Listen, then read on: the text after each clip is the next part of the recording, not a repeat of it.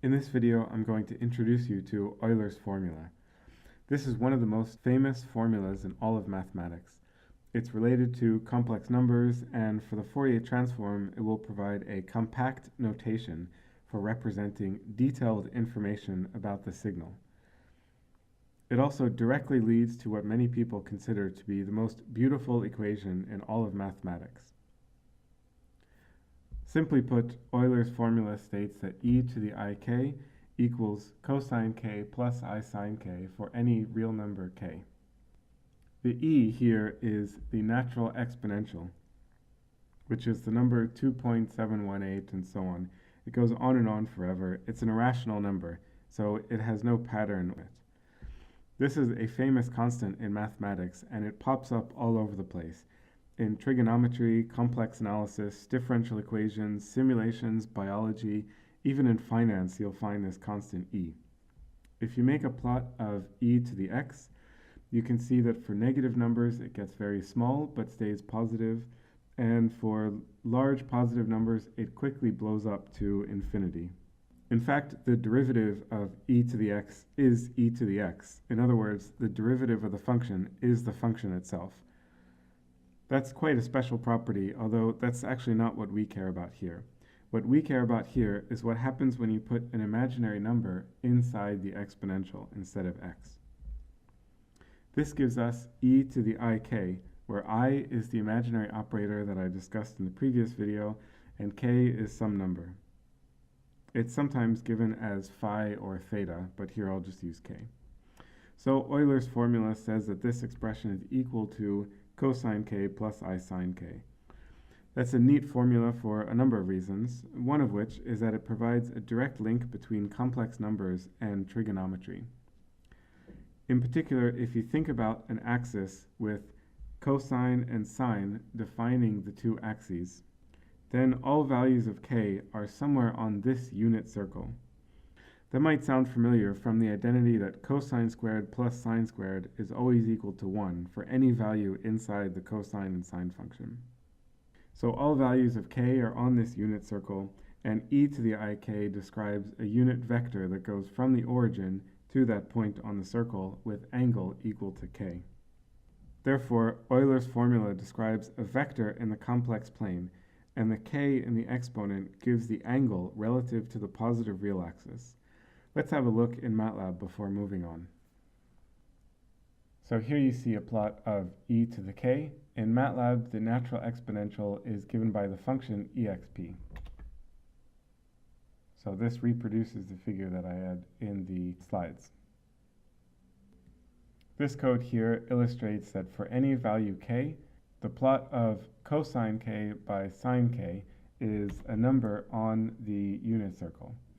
You can try this yourself. I encourage you to pause the video and change these values of k, and you'll see that no matter what k is, even if it's an extremely large number, it will still be somewhere on this unit circle, including negative numbers. Let's change this back to, for example, pi over 3. And now in this code here, what I'm going to do is have that same value k go into Euler's formula. So this is e to the ik.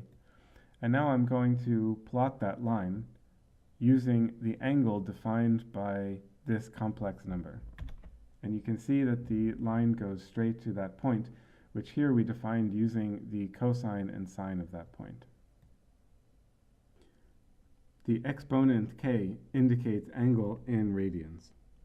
So that means that this angle here is e to the I0. This point here is e to the I pi over 2. And this one here is e to the I pi.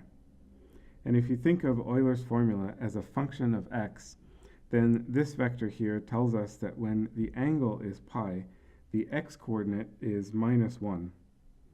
Or we could rewrite this as e to the I pi plus 1 equals 0. This is a pretty remarkable formula because it contains 4 of the most important numbers in mathematics: the rational numbers 0 and 1, and the irrational numbers e and pi. It also contains 3 fundamental arithmetic operations: addition, multiplication, and exponentiation. And that's why many people believe that this is the single most beautiful and elegant mathematical equation ever discovered in human civilization.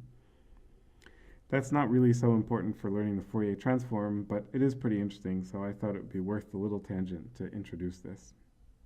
So far, I've only been discussing unit length vectors. In other words, vectors are points that lie on this unit circle.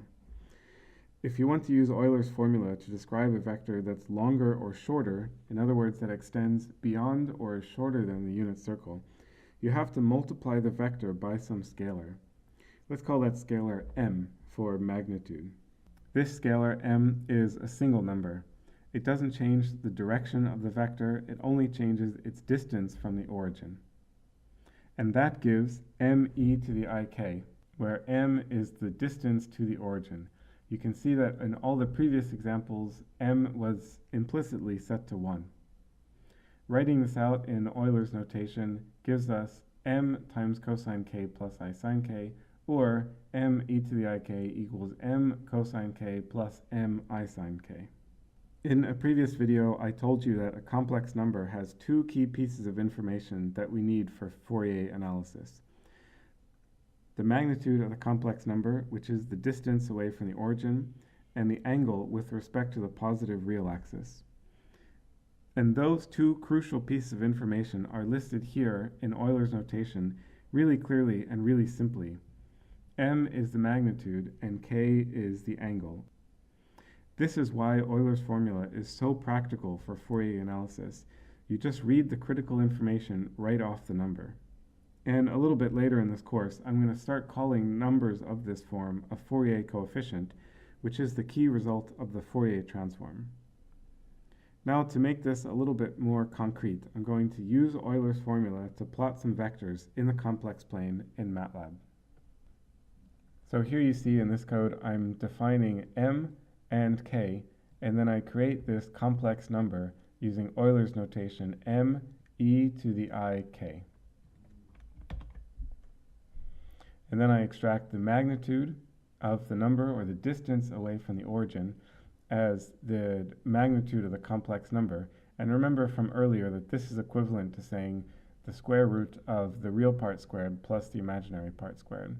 And here I extract the angle relative to the positive real axis using the MATLAB function angle, which is equivalent to computing the arctangent or the inverse tangent of the ratio of the imaginary component versus the real component.